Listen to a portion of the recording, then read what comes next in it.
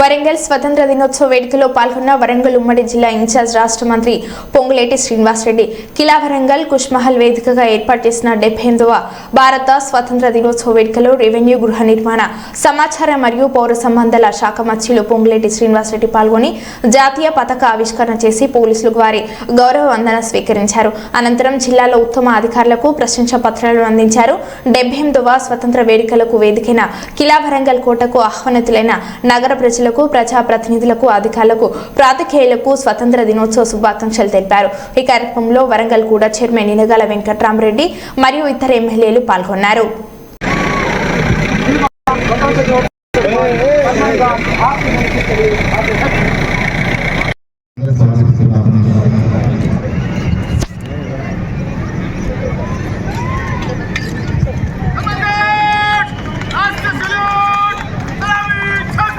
Jargo.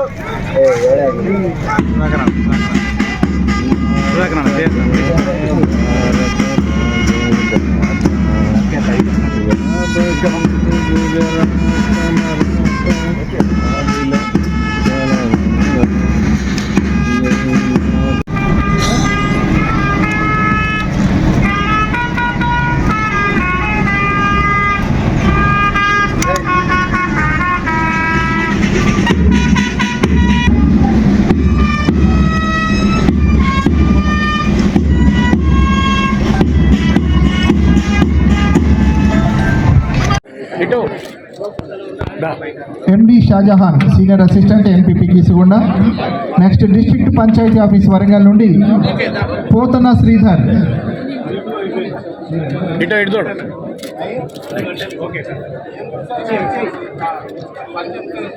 DPO Warangal నుండి పోతన శ్రీధర్. ఎం కొమరయ్య నుండి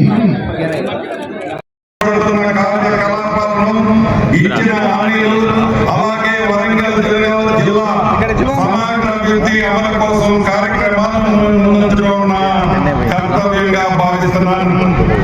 ఎన్నో ఆర్థిక ఒడిదుడుకులు ఎదురైనా కూడా ఆడబిడ్డలకు ఇచ్చిన మాటని అధికారంలోకి వచ్చిన 48 గంటల్లో నిలబెట్టుకున్న చరిత్ర ఈ ఎన్నికల ప్రభుత్వానికి.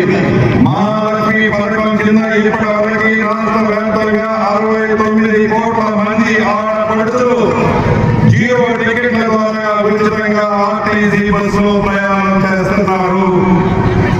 మన వరంగల్ జిల్లాలో కూడా లక్షలాది మంది ఆడబిడ్డలు ఉచితంగా ప్రయాణం చేశారు.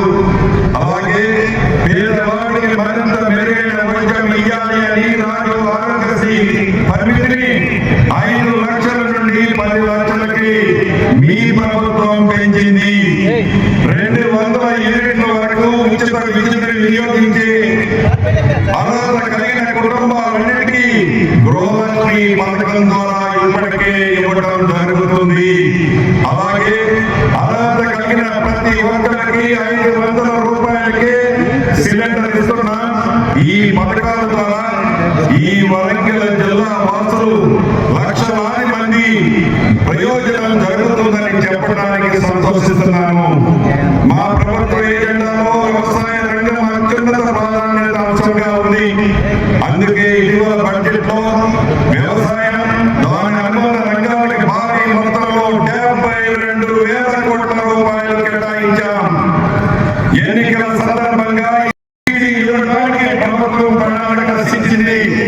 అదే విధంగా ఎకరానికి 15,000 రూపాయలు రైతు భరోసా అందించడానికి రైతుల నుండి ఇప్పటికే అభిప్రాయాలు సేకరించడం జరిగింది. 10 ఏళ్ల పాటు ఈ రాష్ట్రాన్ని పాలించిన గత పాలకులు మహా అద్భుతాలు చేశామని, ఎన్నో ప్రాజెక్టులు నిర్మించామని గొప్పలు చెప్పుకున్నారు. వారు నిర్మించిన కాళేశ్వరం పరిస్థితి ఏమిటో ఈ రాష్ట్ర ప్రజలకు బాగా తెలుసు. ఆనాటి ప్రభుత్వం తన జేబులు నింపుకోవడానికి ప్రాజెక్టులను రీడిజైన్ పేరుతో ఆర్థిక దోపిడీకి పాల్పడింది. గత ప్రభుత్వం ఈ ప్రాజెక్టుల కోసం వేలాది కోట్ల రూపాయలు ఖర్చు చేసి ఒక్క ఎకరానికి కూడా నీళ్లు ఇవ్వలేని దుస్థితి ఆనాటి ప్రభుత్వానికి. ఇందులో మన ప్రభుత్వం అతి తక్కువ ఖర్చుతో ఎక్కువ ఆయకట్టు నీరు ఇవ్వాలనే సదుద్దేశంతో గౌరవ ముఖ్యమంత్రి రేవంత్ రెడ్డి గారు మరియు మా